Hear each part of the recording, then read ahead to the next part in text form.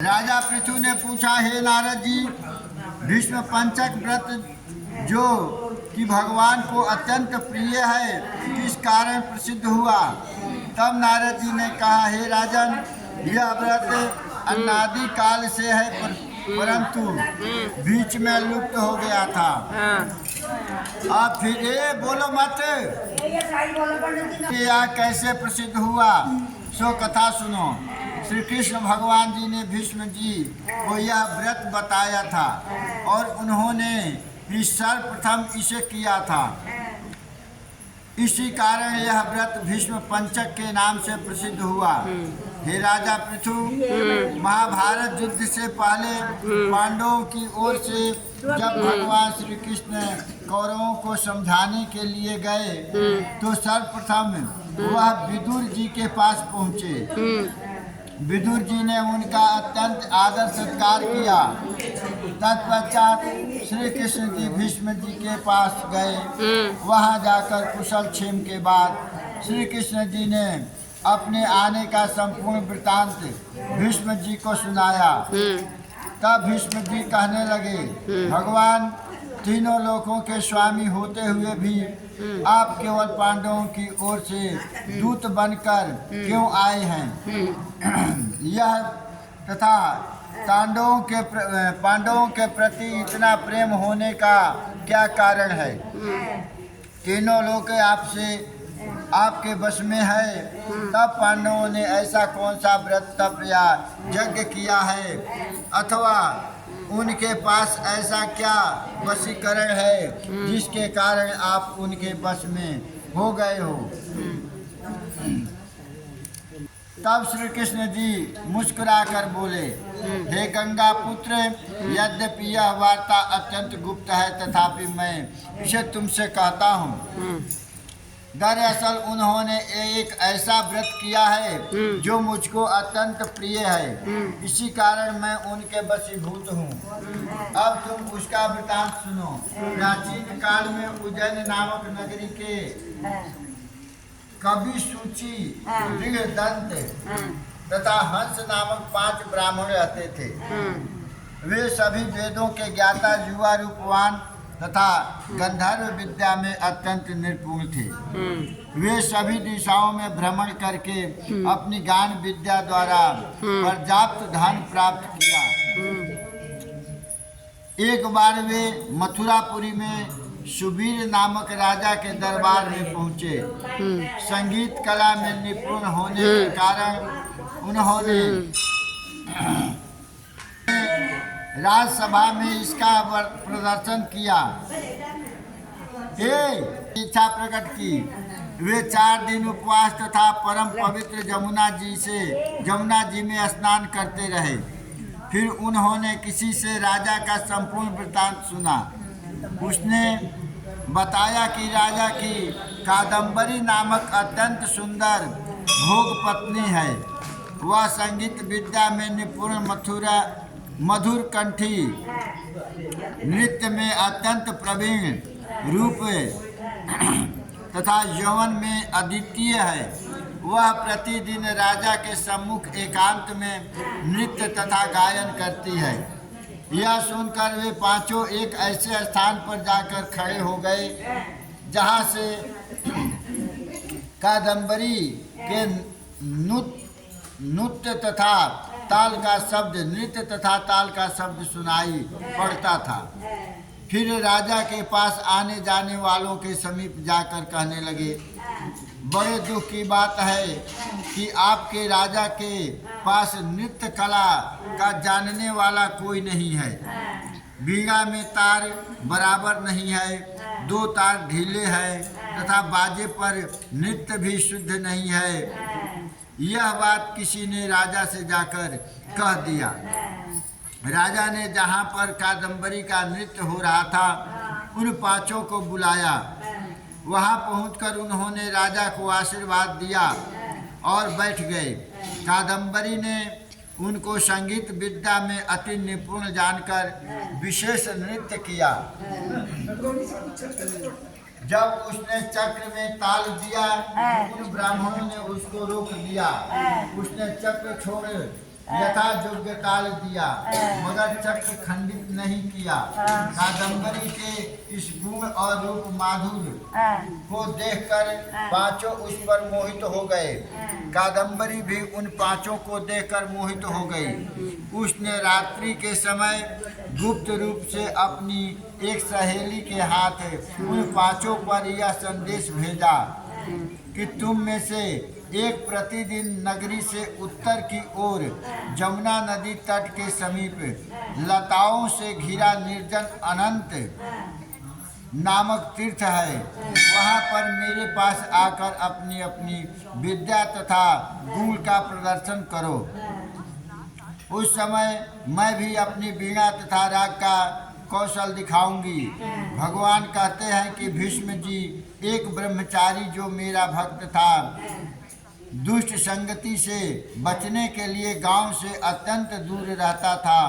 उन दिनों वह भी भीष्म पंचक व्रत करके देवालय में मेरा पूजन किया करता था। कार्तिक शुक्ला एकादशी के दिन उन संगीतज्ञ ब्राह्मणों में से कवि नाम का ब्राह्मण भी उस देवालय में आया। कादम्बरी भी वहाँ पर पहुँच गई। वहाँ मेरे भक्त ने जिस प्रकार पूजन किया, कवि नामक ब्राह्मण ने भी वैसा ही किया। उसके बाद वीणा लेकर गायन प्रारंभ किया। मेरा भक्त क्योंकि अपने मन पर विजय प्राप्त कर चुका था, इस कारण गायन सुनकर उसे क्रोध नहीं आया। कादम्बरी और कवि समस्त रात्रि गायन और नृत्य करते रहे। प्रातः काल मुनि को गोबर का आचमन करते देख कवि ने भी वैसा ही किया। इसके बाद कादम्बरी अपने महल में चली गई। मुनि की संगीत के कारण कवि के समस्त पाप दूर हो गए। अतः द्वादशी के दिन वह अपना समस्त द्रव्य दान करके विरक्त हो गया। दूसरे दिन सूची आया। उसने भी रात्रि भर कादम्बरी के साथ नृत्य और गायन किया और मुनि की भांति पूजन करके गोमूत्र का आचमन किया। प्रातः काल होते ही वह भी अपना द्रव्यादि दान करके विरक्त हो गया चला गया। उसने निश्चय किया कि जिस प्रकार कादम्बरी के नृत्य गायन और रूप को देखकर मुनि का मन चलायमान नहीं हुआ, उसी प्रकार मुझे भी अपने मन को वश में करना चाहिए। तीसरे दिन त्रयोदशी को नाम वाला ब्राह्मण कादम्बरी से मिलने आया और समस्त रात्रि नृत्य और गायन करने के बाद मुनि की ही भांति उसने भी गो दुग्ध का आचमन किया और फिर विरक्त होकर चला गया। चतुर्दशी के दिन वहाँ पर दंत नाम का ब्राह्मण आया और पूर्ववती बंधुओं के समान कादम्बरी के साथ रात्रि नृत्य गायन करके मुनि से बचे घी का पान करके मन शुद्ध हो जाने के कारण विरक्त हो गया। सबसे अंत में अर्थात पूर्णिमा को हंस नामक ब्राह्मण ने आकर मुनि को प्रणाम किया और यमुना में स्नान करके आंवले के वृक्ष के नीचे श्राद्ध कर्म किया। भगवान कहते हैं कि भीष्म जी, कार्तिक मास में हमारा पूजन और दान पुण्य करने से करोड़ों यज्ञों के समान फल प्राप्त होता है। अतएव हंस नामक वह ब्राह्मण सत्संग पूजन तथा मुनि के बचे दही का पान करके विरक्त हो गया और अपना समस्त धन आदि दान देकर तीर्थ यात्रा को चला गया। उधर राजा ने नित्य प्रति रात्रि में कादम्बरी के मंदिर में जाने का समाचार पाकर उसे महल में बंद कर दिया, जिसे वह मंदिर न जा सकी। कार्तिक मास में हमारे सामने नृत्य गायन करने के कारण वही कादम्बरी अगले जन्म में द्रौपदी हुई तथा हंस नाम वाला ब्राह्मण आंवले के वृक्ष के नीचे श्राद्धादि करने से युधिष्ठिर हुआ। एकादशी के जागरण के कारण कवि अर्जुन बने। सूची सहदेव, दंत नकुल तथा दृढ़ नाम वाला ब्राह्मण पराक्रमी भीम हुआ। हे भीष्म जी, वस्तुतः इस व्रत के कारण ही मैं पांडवों के वशीभूत हूँ। तुम्हारे द्वारा प्रारंभ किए जाने के कारण अब यह व्रत भीष्म पंचक व्रत के नाम से लोक में प्रसिद्ध होगा। इस व्रत की समाप्ति पर ब्राह्मणों को भोजन तथा शक्ति की अनुसार दान दक्षिणा देनी चाहिए। ब्रह्मा जी ने कहा, हे नारद, कार्तिक शुक्ला एकादशी को हरि प्रबोधिनी एकादशी भी कहते हैं। एकमात्र इस एकादशी का व्रत करने से वाजपेय यज्ञों से भी अधिक फल की प्राप्ति होती है। साथ ही अनेक जन्मों के पाप नष्ट हो जाते हैं। चातुर्मास 4 महीने का जो व्रत होता है वह इसी दिन समाप्त होता है। इस दिन व्रत करने वाला ओम नमो भगवते वासुदेवाय मंत्र का जाप करता तथा रात्रि जागरण करे तो उसे वर्ष की सभी एकादशियों का फल प्राप्त होता है। भीष्म पंचक व्रत कार्तिक शुक्ला एकादशी से प्रारंभ होकर पूर्णिमा को समाप्त होता है। इस दिन ऋषि और पितृ तर्पण करना चाहिए। भीष्म पंचक व्रत में वसु के अवतार शांतनु नंदन चंद्रवंश में उत्पन्न व्याघ्रपद गोत्र संस्कृत प्रवर संतति रहित गंगा के पुत्र धारण करने वाले आजन्म ब्रह्मचारी भीष्म जी का प्रतिदिन तर्पण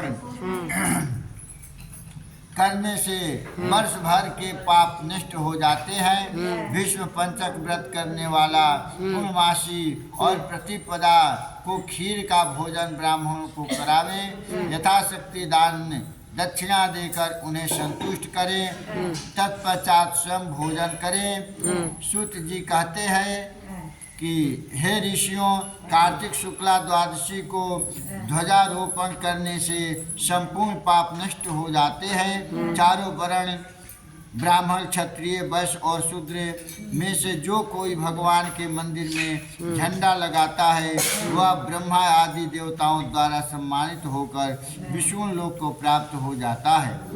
नारद जी कहते हैं, हे राजा पृथु, इस संबंध में एक अति प्राचीन इतिहास सुनो। बहुत पहले सतयुग में समूति नाम का एक चंद्रवंशीय राजा था जो अहंकार से रहित तथा भगवान का भक्त था। सप्तद्वीपों में इसका शासन था। सत्यवती नाम वाली उसकी रानी अत्यंत पतिव्रता थी।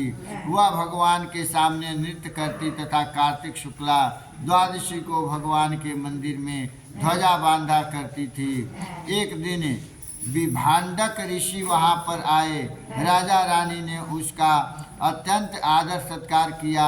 तत्पश्चात ध्वजारोपण करते हुए देखकर ऋषि ने कहा, हे राजन, भगवान को प्रसन्न करने के और भी अनेक साधन है, उपाय है, तब आपकी इस ध्वजारोपण में इतनी श्रद्धा क्यों है?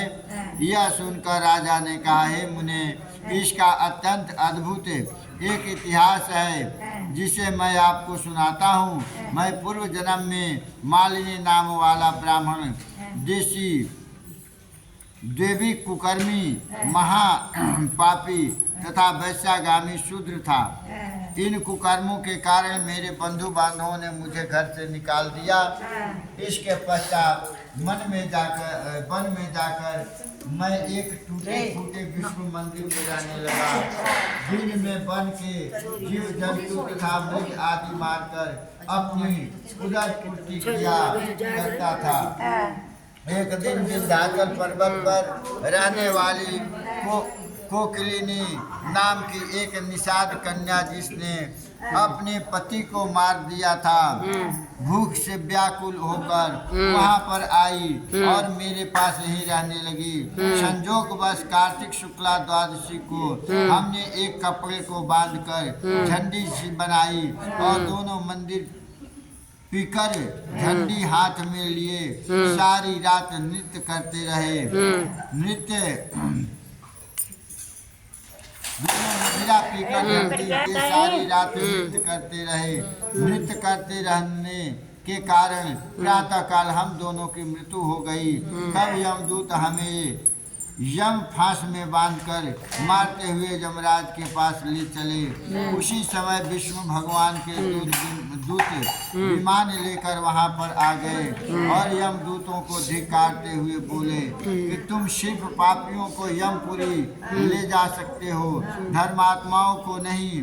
इस पर यमदूत भी क्रोधित होकर बोले कि ये दोनों महापापी हैं, जीवन भर इन्होंने एक भी पुण्य कार्य नहीं किया, इसी कारण हम इन्हें यमपुरी ले जा रहे हैं। तब विष्णु पार्षदों ने कहा कि यह अत्यंत खेद की बात है कि तुम्हें धर्म अधर्म का तनिक भी ज्ञान नहीं है।